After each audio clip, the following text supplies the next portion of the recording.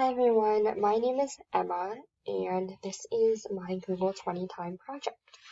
So when I first heard that we were going to be doing a project that included a blog, I got really excited. I'm someone who loves to write, and I wanted to use this opportunity to really bring my own major, which is psychology, into a class that primarily education majors are in. I thought that was a really cool idea. So this is actually potentially my last semester at Thomas. I'm kind of still on the fence about that, considering the coronavirus and everything. I'm not totally sure if it's going to work out. But because of that, I really wanted to focus on kind of bettering myself, but not in the traditional like diet, exercise, getting more sleep kind of way, but more of like a mental health aspect. So I recently have really felt lost and just really unsure about like kind of what I want for my future. And so I really wanted to bring that into my goals and into what I was going to write about. And I also really wanted to emphasize the fact that self-care is a really good thing. And I know a lot of people think that it's more selfish and like, oh, I don't have time to take care of myself. And it's so important. And I think it's really beneficial for everyone. So this is my blog. You can kind of get a little bit of an idea of what I did with it. And now we're going to talk about my goals. So my original goals were to journal 3 times each week, spend at least 30 minutes each week doing something I find fun or enjoyable, spend at least 30 minutes each week researching careers and ideas for my future, and do at least one random act of kindness for someone else each week. So right off the bat, I noticed that the number-based goals didn't really work for me. I'm someone that gets really obsessed with numbers, so like say I had a week where I didn't journal 3 times, I would have felt like I failed. So, and I talked about that a little bit in my post, but really I ended up kind of just doing these things, but when I wanted to, I didn't force myself to do it. Like if I didn't want to journal 3 times each week, I didn't do that. If I didn't spend 30 minutes each week researching careers and ideas for my future, I didn't end up doing that, which I guess kind of makes me feel like I didn't really get a lot accomplished, but at the same time, that in itself is an accomplishment for me because I'm often very strict with myself, and it was nice to kind of just let myself do what felt good in the moment. I do, however, wish I had spent more time looking into careers and what I wanted for my future because I still feel pretty lost, but I actually wanted to share with you guys a few of my posts, so just to get an idea of kind of what I ended up doing. Pretty much every post had a different theme. So I would talk about some psychology based idea or belief that I have. So I talked about why being lost, so feeling lost in life, doesn't make you a lost cause. I talked about how self care can really be impacted by guilt that society induces upon us. And I talked about creativity.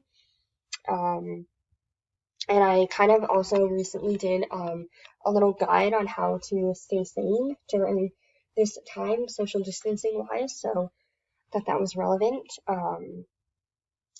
But yeah, so for my time of doing things that I found fun or enjoyable, I did several different things. I took walks, I tried some yoga, and I actually tried a meditation at one point, which is not something I would normally do. So that was fun and interesting.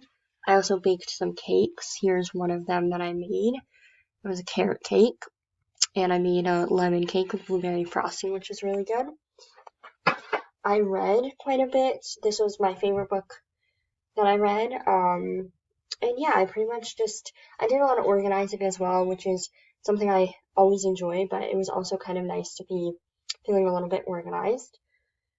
So journaling I found to be super successful, mainly because instead of journaling the traditional way where you take out a journal every night and you write about your day, that has never worked for me because once again, I get really obsessed. Like if I miss a day, then I failed. So I ended up doing kind of a bullet journal, and I actually have a little video here that I can share with you just to flip through.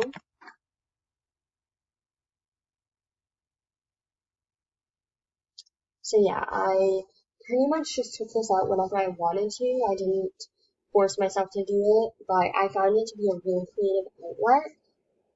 So I really enjoyed that, and it really helped me a lot just to kind of get my thoughts and feelings out onto paper. And it reminded me to kind of reflect back on life and really take care of myself. So that was something I really enjoyed.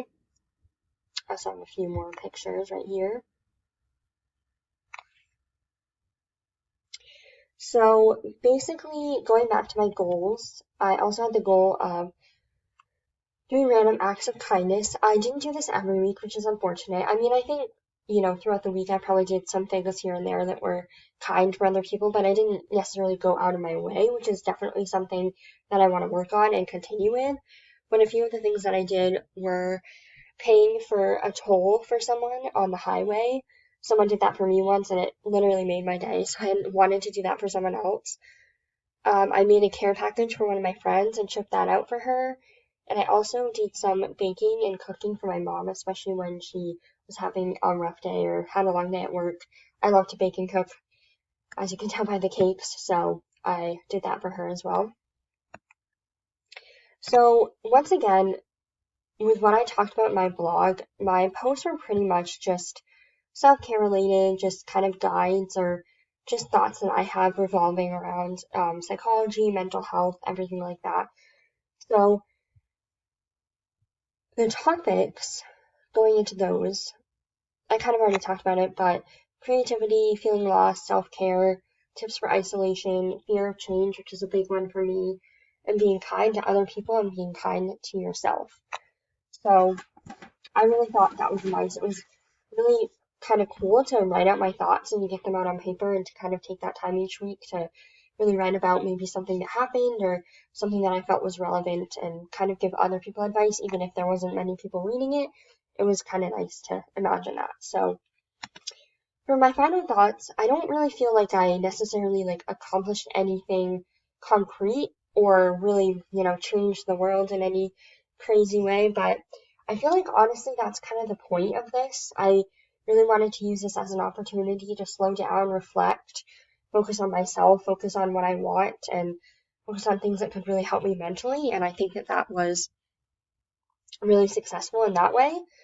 And I also really wanted to emphasize the point that we can do things that feel good for ourselves only for that reason. Like, we don't have to have this crazy reason behind what we do. Like, if we want to have a self-care night just because we want to feel good, we don't have to justify that by working a bunch during the day or, doing something great for someone else. Like, we can just take care of ourselves. That's okay. And noting that comparing ourselves and comparing our life to other people's lives is never going to be helpful for us. I feel like for me, when I compare myself, I always find a flaw, and that's something I really wanted to focus on not doing.